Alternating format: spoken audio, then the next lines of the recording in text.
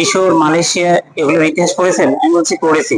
যে এদেরকে নিয়ে একটা গঠিত সংগঠন আছে, এটা কি? আমি বলেছি আসিয়ান। এর সদস্য সংখ্যা জিজ্ঞাসা করেছিল, আমি বলছি 11টি। মোহাম্মদ আমিরুজ্জামান, আমি নীলফামারী সদর থেকে এসেছি।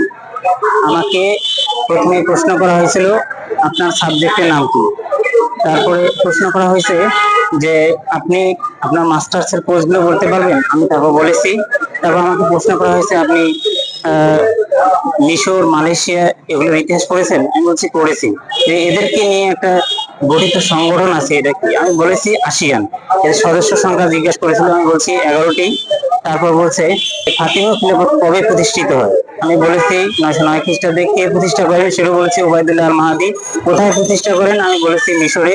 তারপর আমাকে বলছে যে হিলফুল ফজল মুহাম্মদ সাল্লাল্লাহু আলাইহি সাল্লামের কত বছর বয়সে এটা গঠন করা হয়েছিল এবং কেন গঠন করা হয়েছিল?